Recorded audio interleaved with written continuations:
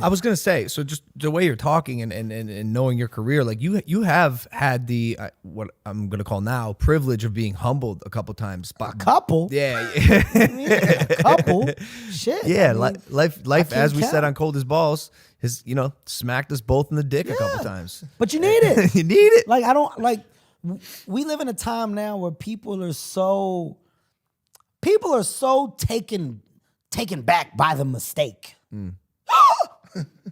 How could, what? You're fired, motherfucker. You should never work again. Life for you stops at the age 28.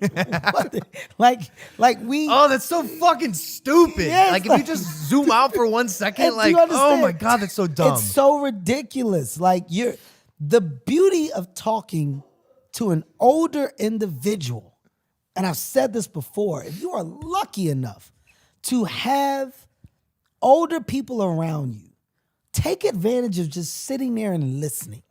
And what you'll find when you listen, there's not only dope stories, there's a dope like fucking overview of life and life and the different levels that life presented that individual, good, bad, ugly, but somehow they made it to the age whatever. When we're acting as if at these young ages we have life figured out and we don't need this shit up here. We don't need your knowledge, your information, your opportunities, your longevity. We don't need it because right here today we deem this as a no mistake fucking zone. Like it's the most ridiculous thing. And I think, now there's a nice calm that presented itself. And also, you have to be able to look from both POVs, right? Like one thing that I got real good at is I don't just expect people to see my point of view. I'm fortunate enough to be able to see your point of view and my point. Like I can look from both ways. And feel it. Probably. I've been on both sides. Yeah. So I don't think that I have to be right all the time. I don't think that I know everything. I remember what it was like when I felt I did. I know the consequences that came from that. Mm-hmm. We have to be comfortable with understanding that we don't know everything.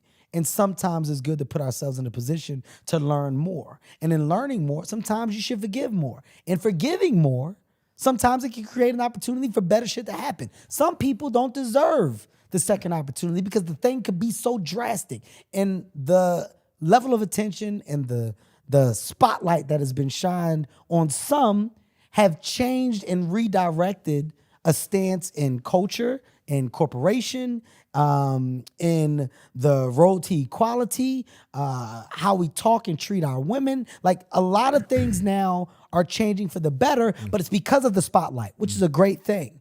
But everything doesn't deserve the same energy. Everything isn't the same problem. Yep. Right? Yep. So finding that balance, I think, is where people now are trying to get. And that board that we're standing on is just one that's not even.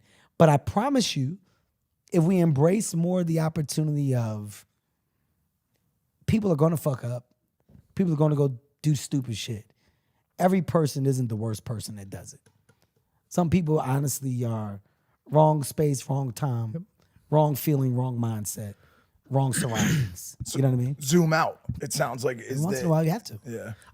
I remain optimistic that we're kind of heading there. Anyways, I feel better about like cancel culture and all that shit now. I think people are understanding how humans are more now than ever. And we fuck up, man. Yeah. We make mistakes. It's inevitable. Every person in this room has made plenty of errors, and every person watching this will make plenty of errors. Isn't that why you have parents? Like the parents are supposed to be there for the younger people to say, hey, don't do this because this is what's going to happen. The thing is, some people, like myself especially, we got to touch that stove. Yeah. Stove's hot. Yeah. I think most people. But I got to see if the stove's hot. Yeah. I got to get in there. I mean, but here's the thing. You're talking about touching your stove. Well, you didn't touch the stove necessarily in your house that you saw every day because your parents were there. But then when you go to another place and there's a stove and nobody's there to not tell you to touch the stove, well, you know what? My mom and dad ain't fucking here. You know what I'm going to do? I'm going to go over here and touch this fucking stove. I'm tired of people telling me not to touch the fucking stove. So it's about the things that you, like, what are you okay or not okay with that you start to make the decision of chance on, right? Like, what is your version of chance. And when you do take those versions of chance, you know, just like a fucking game, and just because it's basketball season, just using it as an analogy, every shot you take ain't going in. It don't necessarily mean they were all the worst shots. They weren't all the worst shots, but some of those shots that you felt were good shots didn't go in. People go, why the fuck did you shoot it? Well, you thought I shot it because I thought I was going to miss it? Yeah. Nobody thinks they're going to fucking miss. Nobody takes the shot to intentionally say, man, I fucked that off on purpose. Like, every shot is taken with the intent of making it. So, you know, I think when you understand that sometimes we're like scolding people for the thing that they thought ultimately had a good outcome behind it, can be wrong at times.